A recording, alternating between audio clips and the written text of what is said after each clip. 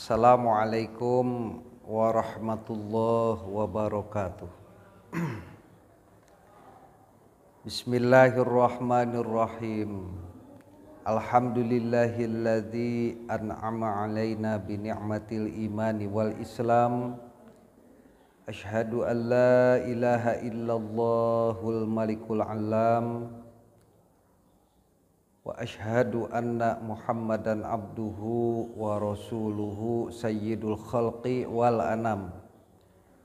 Allahumma salli wa sallim wa barik ala sayyidina wa maulana Muhammad wa ala alihi wa sahbihil kiram amma ba'du. Fa ya ibadallah usikum wa iyaya bitaqwallah faqad fazal muttaqun. A'udzu billahi minasyaitonir rajim. Bismillahirrahmanirrahim.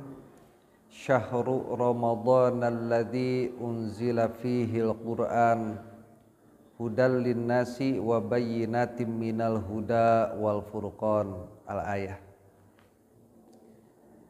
Kepada seluruh pemirsa, wabil khusus pemirsa dari Mandima Garut, pada kesempatan ini saya akan menyampaikan sebuah materi, sebuah kajian yang bertalian dengan Ramadan dan Al-Quran, atau kita sebut saja judulnya itu Ramadan atau bulan Ramadan adalah Syahrul Quran, bulan Al-Quran. Yang menjadi dasar pemikirannya dua. Pertama, bahwa berdasarkan tarikh, berdasarkan sejarah, Al-Quran itu diturunkan pada bulan Ramadan. Proses atau yang dimaksud diturunkan Al-Quran pada bulan Ramadan itu memiliki dua sisi sejarah. Yang pertama, proses diturunkannya Al-Quran fi jumlatin wahidah, yaitu proses diturunkannya Al-Quran sekaligus dari Lauhul Mahfuz yang berada di atas langit ketujuh, yaitu ada Al-Lauhul Mahfuz di bawah arasy, di atas langit ketujuh ada yang disebut Al-Lauhul Mahfuz, lalu diturunkan fi jumlatin wahidah dalam sekaligus ke Baitul Izzah, yaitu sebuah tempat di mana sebuah tempat di langit pertama. Itu ada bait, yaitu ada suatu tempat yang sangat mulia yang disebut dengan Baitul Izzah. Yang kedua, diturunkannya Al-Quran secara berangsur-angsur dari Baitul Izzah kepada baginda Nabi Muhammad sallallahu alaihi wasallam selama 20 tahun lebih. Nah, yang pertama, proses diturunkan Al-Quran secara sekaligus dari Lauhul Mahfuz ke Baitul Izzah pada bulan Ramadan. Kita bisa melihat dalam tafsir Ibnu Abi Hatim ya. Jadi ada sebuah tafsir yang disusun oleh Imam Ibnu Abi Hatim. Itu pada juz 1 halaman 310 sampai 311. Dengan bersanad kepada sahabat Ibnu Abbas radhiyallahu anhuma. Pada satu saat ada yang bernama Atiyah bin Al-Aswad. Ini adalah seorang tabi'in. Atiyah bin Al-Aswad bertanya kepada sahabat Ibnu Abbas bahwa qad waqa'a fi qalbi annahu qad waqa'a fi qalbi asyakku lah, bahasanya seperti itu, bahwa dalam hatinya itu terjadi kebingungan tentang apa, tentang ayat-ayat Allah. Yang pertama qauluhu, yaitu dauhan Allah Ta'ala, in syahru ramadhan alladzi unzila fihil Qur'an, bahwa itu kan dalam Al-Baqarah 285, bulan Ramadan adalah bulan diturunkannya Al-Qur'an. Kemudian qauluhu, dauh Allah atau firman Allah, inna anzalnahu fi lailatul qadar, fi lailatul qadr, itu ya, sesungguhnya kami menurunkan Al-Qur'an pada Lailatul Qadar. Kemudian waqala, dan dauhan Allah atau firman Allah, inna anzalnahu fi lailatin mubarakah, dalam surah Ad-Dukhan ayat ketiga itu. Kalau yang tadi Al-Qadr ayat 1, kemudian yang barusan Ad-Dukhan ayat 3, bahwa Allah Ta'ala berfirman, sesungguhnya kami menurunkan Al-Quran pada malam yang diberkati. Sementara kata Atiyah bin Al-Aswad itu, waqad unzila, Al-Quran itu telah diturunkan di Syawalin, pada bulan Syawal, wa Dzulhijjah, pada bulan Dzulhijjah, wa Dzulqa'dah, wal Muharram, war Rabi, gitu. Sementara Al-Quran itu turun bukan hanya bulan Ramadan. Nah, maka sahabat Ibnu Abbas menjawab pertanyaan Atiyah bin Al-Aswad.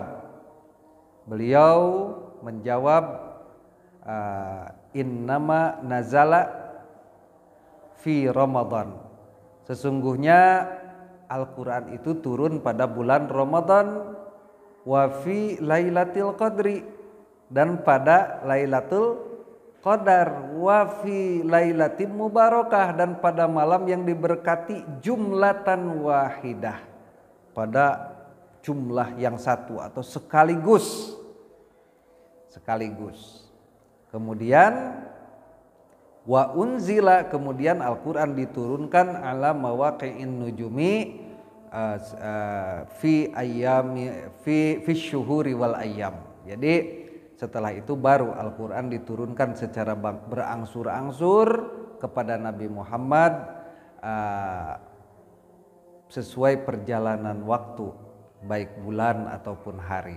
Nah, dan di sana pun disebutkan dalam tafsir Ibnu Abi Hatim itu, warwiya Sa'id bin Jubair, Sa'id bin Jubair juga meriwayatkan nahwuhu, seperti riwayat yang bersumber kepada Ibnu Abbas. Dan di sana dikatakan Al-Quran yang fi jumlatin wahidah itu diturunkan dari Lauhul Mahfuz ke Baitul Izzah. Nah, itu dalam tafsir Ibnu Abi Hatim juz 1 halaman 310 sampai 311. Kemudian dalam tafsir Al-Qurtubi juga disebutkan seperti itu.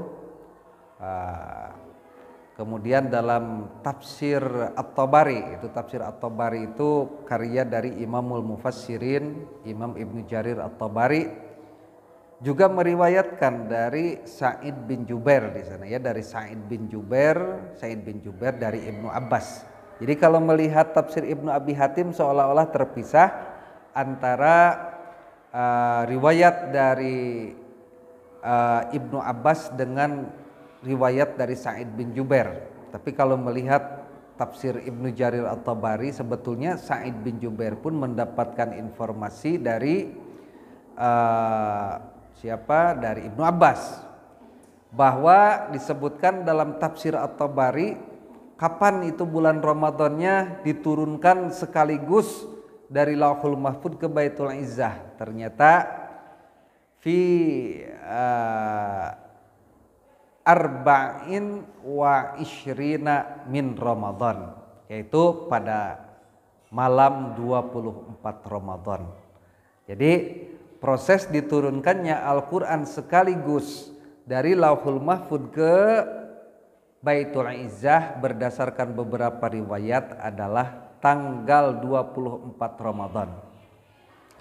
Selanjutnya proses yang kedua tadi, yaitu proses diturunkannya Al-Quran secara secara berangsur-angsur kepada Nabi Muhammad SAW melalui malaikat Jibril. Itu pendapat yang kuat adalah pada 17 Ramadan. Ya, pada 17 Ramadan. Didasarkan pada apa? Yaitu didasarkan pada ayat Al-Quran, Quran surah Al-Anfal ayat 41. In kuntum amantum billahi wa ma anzalna ala abdina yaumal furqana yaumal taqal jam'ani. Jika kalian beriman kepada Allah dan kepada yang diturunkan kepada hamba kami pada Yaumul Furqan, yaitu pada hari bertemunya dua pasukan, yang dimaksud adalah pasukan Badar. Nah, didasarkan kepada riwayat sahabat Zaid bin Arqam dalam hadis riwayat Imam At-Tabrani, sahabat Zaid bin Arqam berkata, ma asyukku wala amtari, saya tidak ragu lagi, saya tidak akan membantah annaha lailata sab'a asyrata min Ramadan, bahwa yang dimaksud dalam ayat tersebut adalah malam 17 Ramadan, lailata unzila fihil Quran, yaitu pada malam diturunkannya Al-Quran. Itu juga dikuatkan oleh riwayat yang lainnya. Pertama oleh riwayat Imam Hasan bin Ali bin Abi Thalib, Sayyidina Hasan bin Ali bin Abi Thalib juga meriwayatkan yang dimaksud yaumal taqal jam'ani, bahwa pertemuan hari bertemunya dua pasukan besar adalah pada hari perang Badar Kubra. Kemudian dalam kitab Al-Bidayah wan Nihayah juga dikatakan seperti itu. Imam Ibnu Katsir meriwayatkan dari Imam Al-Waqidi dengan sanadnya bahwa ya pada tanggal 17 Ramadan itu ya, pada tanggal 17 Ramadan, walaupun ada yang menyebutkan tanggal 24 Ramadan. Sebenarnya yang disebut dalam Al-Bidayah wan Nihayah 24 Ramadan itu sudah terjawab sebelumnya, yaitu diturunkannya Al-Quran secara sekaligus dari Lauhul Mahfuz ke Baitul Izzah. Jadi dalam bagian pertama sejarah ya, kajian sejarah bahwa Al-Quran diturunkan secara sekaligus dan Al-Quran diturunkan secara berangsur-angsur. Yang sekaligus tanggal 24 Ramadan, yang berangsur-angsur tanggal 17 Ramadan. Nah, itu yang pertama, unsur sejarah. Yang kedua, membaca Al-Quran pada bulan Ramadan. Membaca Al-Quran pada bulan Ramadan memperbanyaknya juga, mudarosahnya juga merupakan sesuatu yang disunnahkan dalam agama, dianjurkan dalam agama. Imam An-Nawawi dalam kitab Al-Majmu' Syarah Muhadzab juz ke-6, beliau mengatakan qala ashabuna, telah berkata ashab kami, yaitu ashab Syafi'iyah, as-sunnatu, hukumnya sunnah ya, hukumnya adalah sunnah, kasratu tilawatil Quran fi Ramadan, memperbanyak bacaan Al-Quran pada bulan Ramadan, wa mudarosatuhu, dan mudarosahnya. Apa yang dimaksud dengan mudarosah, yaitu an yaqra'a ala ghairihi.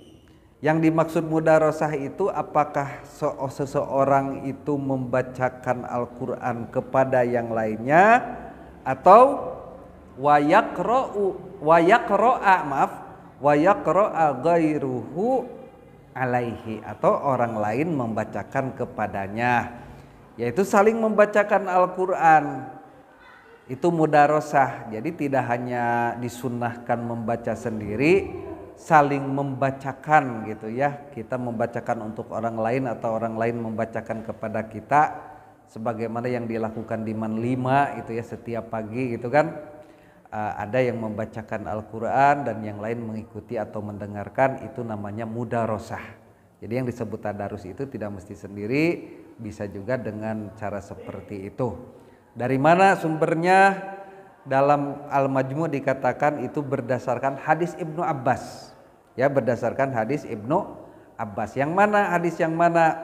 Yaitu riwayat dari Ibnu Abbas bahwa Rasulullah itu kanan Nabi sallallahu alaihi wasallam, Nabi Muhammad sallallahu alaihi wasallam itu ajwadan nasi bil khair, orang yang sangat baik dalam, lebih baik, sangat baik kepada orang dengan kebaikannya, terutama di bulan Ramadan, yaitu ketika setiap malam Rasulullah didatangi oleh malaikat Jibril. Ya, didatangi oleh malaikat Jibril. Maka malaikat Jibril bersama Rasulullah SAW sama-sama membacakan Al-Quran. Apakah malaikat Jibril membacakan lalu Rasulullah mendengarkan, atau Rasulullah mendengarkan apa yang dibacakan oleh malaikat Jibril? Dikatakan hatta yansalikha, sampai selesai pembacaan tersebut, faya'ridu alaihi Nabi SAW, Nabi pun membacakan apa yang dibacakan oleh malaikat Jibril kepada malaikat Jibril. Nah, itu disunnahkannya mudarosah itu berdasarkan hadis tersebut. Dan yang jangan dilupakan oleh kita, bahwa saum kita dan bacaan Al-Quran kita bisa menjadi syafaat nanti di hari kiamat. Dalam sebuah hadis Rasulullah Shallallahu Alaihi Wasallam dari riwayat Ibnu Umar ya, dalam hadis riwayat Imam Ahmad, Rasulullah bersabda, as-siyamu wal qur'anu yashfa'ani lil abdi yaumal qiyamah, bahwa puasa dan Al-Qur'an itu kedua-duanya memberi syafaat kepada hamba pada hari kiamat. Ya, yaqulus siyam, puasa itu berkata, mana'tuhu ta'ama wasyahawat, aku telah menahan kepada dia, kepada orang yang berpuasa itu, dari makan minum dan mengumbar syahwat. Fasyafi'ni fihi, maka saum juga meminta kepada Allah, ya Allah berikan hak syafaatku kepada dia yang melakukan puasa. Kemudian yaqulul Quran, Quran pun berkata, mana'tuhun nauma, aku telah menahan kepada orang tersebut tidur bilaili, pada waktu malam. Karena pada waktu tahajud itu membaca Al-Quran kan luar biasa, sampai kurang tidur karena demi membaca Al-Quran. Fasyafi'ni fihi, maka ya Allah, kata Al-Quran, fasyafi'ni fihi, berikan aku syafaat kepada dia dengan bacaan Al-Qur'annya. Qala, Rasulullah menjawab, payusyafa'ani, maka keduanya diberi hak untuk memberi syafaat kepada hamba pada hari kiamat nanti. Semoga Allah Subhanahu wa taala memberikan barokah, menurunkan rahmah maghfirahnya kepada kita. Jadi simpulannya, mengapa bulan Ramadan disebut dengan Syahrul Quran? Yang pertama, dalam sisi sejarah yang perlu diimani juga bahwa Al-Quran diturunkan pada bulan Ramadan, baik yang sekaligus ataupun yang pertama kali diturunkan pada malam 17 Ramadan, yaitu Quran surah Al-Alaq ayat 1 sampai 5 itu pada bulan Ramadan. Dan yang kedua, karena memang disunnahkan banyak membaca Al-Quran dan mudarosah Al-Quran pada bulan Ramadan. Semoga semua kita umat Islam wabil khusus semua sivitas Madrasah Aliyah Negeri 5 Garut menjadi ahli Al-Quran, menjadi orang-orang yang mau membaca dan menggali Al-Quran sebagaimana ada dalam visi kita dan ada dalam program kita. Ada program supaya para siswa itu ya harus hafalah juz 29 30 minimal itu ya.